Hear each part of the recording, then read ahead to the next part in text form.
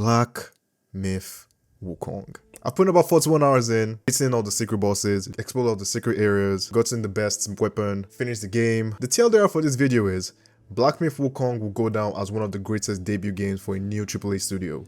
The visuals, the character designs, the world building, the music, the lore, and of course the main monkey Wukong are the things that set this game apart from the usual soul-inspired games. But, and that's with a big but, this game has issues, like too many issues.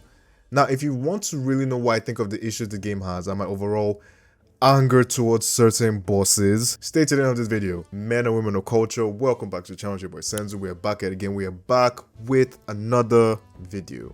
Do make sure you like, comment, and subscribe. Share the video if you can. All the links to all my social media channels will be in the description box down below. Follow me on Twitter, follow me on Instagram. I yap there a lot most of the time. And you know what?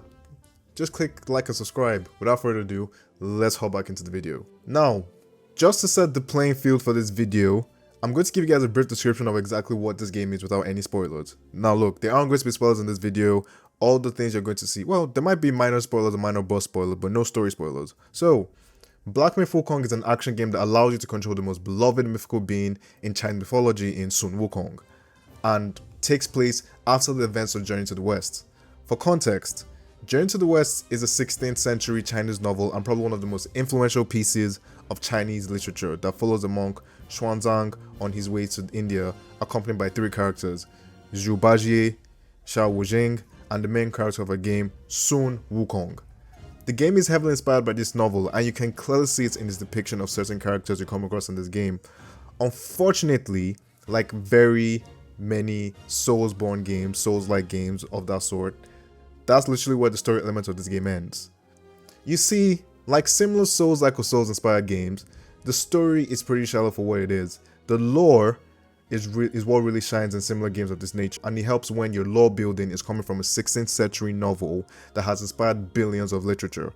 Now, with that being said, I'll leave the story for you guys to discover. I've always found it weird that when it comes to the story that's actually about the world where you're not active in, so the world that actually makes up everything that happens in the background, it sounds interesting. It sounds, you know, just out of this world, bang shit crazy, like Elden Ring and how the Lands Between became the Lands Between. And with Wukong is the exact same thing. Before we even get into the visuals, combats, and overall gameplay, I need to talk about the performance. I knew this game would be poo-poo. Like I said, it would be poo-poo on consoles. So of course, I knew the PC was the way to go, and honestly, for the most part, it works just fine until it doesn't. So, to give you context, I have a PC with a 4070 and an R7 5700G, so my performance will differ from yours. I was able to stay at over 60 frames per second for the most part, while following hardware and box optimized settings. Trust me, it's probably the only way to go. I still got the occasional stutter and frame rate dips when shit went crazy from the combat. But other than that, it was pretty solid, but with a caveat. Now, I don't know if any of you have heard this, I don't know if you've seen this from any other review. Black Myth Wukong is a looker. Boy oh boy, it really shows out on Real 5. You see, I love more linear styled games because of how oversaturated and bloated some of these massive open world games tend to be. As a game, it's probably one of the best looking games in regards to environments, character design, music, and just the feel and atmosphere.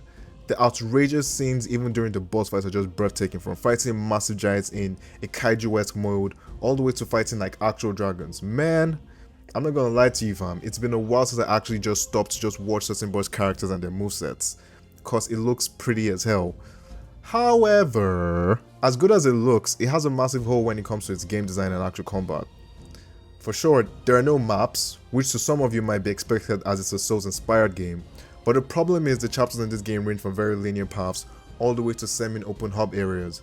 And the invisible walls in this game are a lot and not so obvious. A lack of a map was a very interesting design choice that I think should have been reverted, but hey, what do I know? Now, combat in this game looks flashy, but in all honesty, it's pretty shallow. For context, picture a God of War 2018 style of combat with some allowance for micro builds that focus on some stats, elements affinities, elements immunities, elements resistances, and things like that. But the actual fighting is as shallow as just light attacks and a few modifiers for your heavy attacks. It's not a platinum game by any means whatsoever. It's not going to be a Bayonetta, it's not even going to be an Astro Chain to begin with. The combat is paced, but you're mostly reverting to charge heavies and just a combination of light attacks. Yes, with any game, you can break it and have some stupid overpowered build that the devs probably didn't consider, but for the most part, it's basically the same. You have 3 stances, namely the smash stance, the pole stance, and the throw stance. And to be fair with you, most of you are probably going to fall either within the smash stance or the throw stance, as the pole stance, unless you're going for like a certain build, doesn't really work and it's more of a defensive position. Character progression in this game, and this is why I say this is more of an action game and not an action RPG, the character progression in this game comes from like leveling up and spending skill points, or rather sparks, to upgrade new moves and upgrade your stats. The souls-lite elements come from the presence of shrines, which are more or less bonfires, and the camera work as well. You don't lose your experience on death, so that's a good thing for new players coming into this game.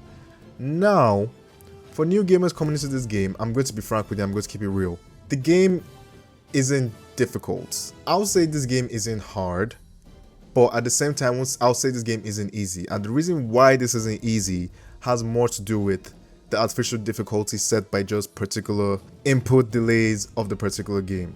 Look, you are going to come across hard bosses, believe me. Even for someone like me who's played a lot of Souls games, certain bosses took way longer, than they should have. The difficulty of this game to me is very artificial because, as I said, it's almost as if the input delay for dodging is so bad that you pressing the buttons sometimes also doesn't translate to the actual game.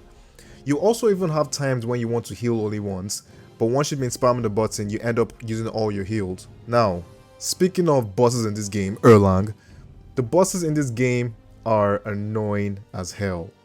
Now, most bosses I actually beat in less than 3 tries, but you see niggas like Yellow Long, the Yellow Rat King, and that bitch Erlang. These guys are annoying as fuck. Sometimes the combat looks so good that it's like, oh wow, this is a view to behold. But the practicality of actually executing it is actually fucking annoying because of outrageous hitboxes and cheap moves that you think you dodge, but you still get hit. Yes, some of these boss fights could have been easier if I didn't get this day 1, as there were no guys at the time.